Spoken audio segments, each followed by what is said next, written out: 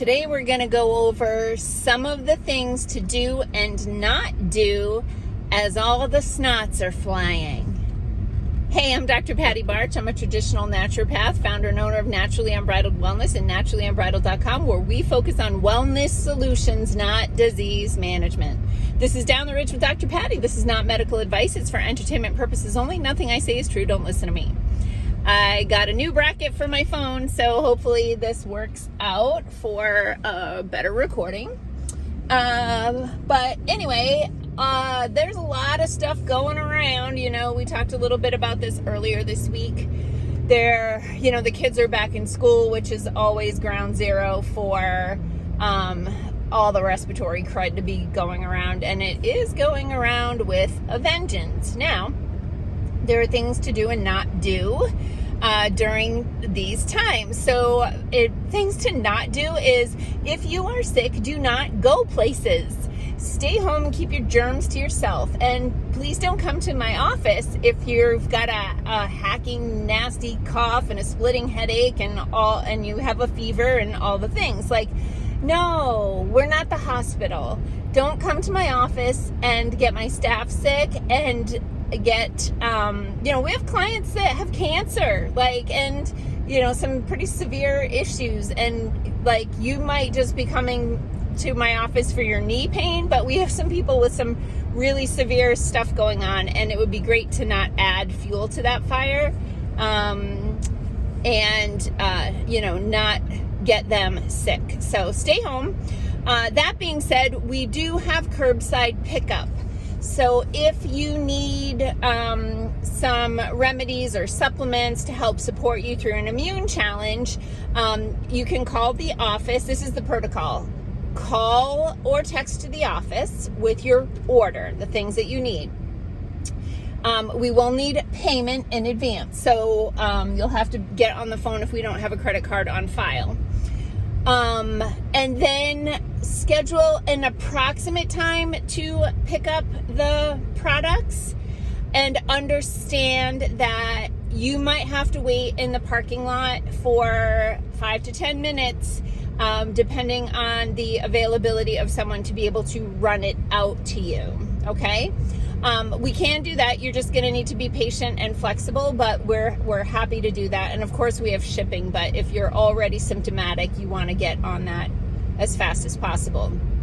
So what do we know? Well, we do know that the people who rolled up their sleeves get it worse and more often and for longer. And the reason is something called IgG4 antibodies. Without getting into an entire immunology course here, I'm going to simplify it and say basically what happens is what I've termed immune fatigue. And so the reason is the genetic information that is contained in those products, literally the word is called transfects your cells, gets into your cellular organelles and causes your own personal cells to make a foreign protein. The problem is they've ultra stabilized the recipe for that protein by using a synthetic version of a nucleic acid called pseudouridine in place of a natural nucleic acid called uracil. And because the pseudouridine is way more stable than the natural molecule, it doesn't break down. They don't know how long. They just threw it out there, put it into millions of bodies without actually knowing when does it turn off. And for all the research studies I've shown, they haven't figured that out yet. And of course, there's going to be some variability based on the people, because humans are individuals with some nuances, but also there's tremendous batch to batch variability between one batch of the product to the next, never mind one manufacturer to the next. So it's Russian roulette. So what happens is your own cells have been transfected with this foreign recipe to make a foreign protein, and there's no off switch, so they continue to crank out this inflammatory protein, which continues to jack up your immune system, and your immune system says, F it, right? I have been trying for months to shut this thing down, and it's still coming. I give up. Maybe it's just self. And so then you develop these IgG4 antibodies, which means that you no longer can fight it off. So this is why the more times you've rolled up your sleeve, the more you're going to get infected and have it be worse and for longer, because your immune system goes, oh, it's just that guy. He lives here now. Like, we're going to ignore him. So your mechanism for fighting that off. So it is the opposite of what rolling up your sleeve was supposed to do, what they told you it was going to do. It does the opposite. It makes your chances of getting it worse. So along those lines, just a reminder, I almost took this video down, not this one, but the one, when you book an appointment to come to my office, you get a confirmation email, and there's a link in there to a video where I walk you through the mechanism of this product and how it can be spread to people in the area. And so I have a policy, if you are getting those, or really at this point, anytime you roll up your sleeve, please do not come to my office for at least 3 weeks, because you are exuding nanoparticles that I do not want to consume in any way, shape, or form, and I don't want my staff to. And I have a video that explains all the science. It's a legit, actual thing that they don't talk about on your television news programs. Okay, so now, what can you do to support your immune system in fighting this off so that you don't catch it, or if you do catch it, you have an easier time with it? You're not allowed to talk about the vitamin D, okay?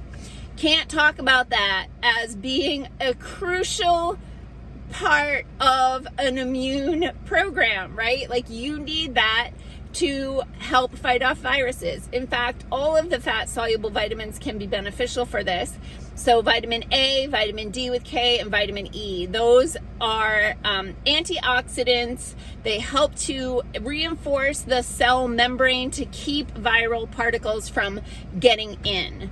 Our product that we recommend that I carry in the office is called Roundhouse. It has all of those vitamins in there, and it's available on shop.naturallyunbridled.com. Okay, so vitamin D, okay, that's really important. Zinc is really important for the antiviral properties, but what happened is when like 4 years ago, when all this crap started, everybody started taking zinc, and a lot of people took too much zinc for too long a time. So my recommendation at this point is, if you have been taking zinc for the past 4 years, you're probably like a little over capacity there, which will start to throw off copper and other minerals. So keep the zinc handy. Maybe take a multivitamin that has an appropriate level of zinc in it, but turn to the bottle of zinc when you start to feel like your immune system is engaged. A little scratchy throat, a little feverish, a little achy, a little fatigue, okay? In the antiviral properties, when to use zinc, quercetin can be really helpful. There are the 2 pharmaceuticals that you're not allowed to mention on the internet. They help to get the zinc into the cell where it has its antiviral properties, but you can take quercetin, which is available over the counter. We have a few different options for that in my office. But quercetin can get the zinc into the cell where it can have its antiviral properties. We've had some, people coming through the office that haven't felt well, and I started taking BioFizz Immune, which is a powder that has quercetin, vitamin C, zinc, vitamin D, a few other magical things in there. So I just put that in my shaker bottle yesterday. I'm also going to take a little immune charge shot today, and probably every other day for a few days, because I'm heading to a conference on Friday, and thankfully I'm not flying because I'm just not flying right now. But going into a hotel with a bunch of people, and I'm going to take some additional immune support then. Then of course, anti-inflammatory diet, hydration, good amount of sleep, making sure that your foundations are covered. So beware, peeps, it's going around again. And the stronger your immune system is, the less of a big deal it is, and stop ruining your immune system with foreign vials. Just do not. Yeah. Okay, peace out, peeps. Have a healthy day.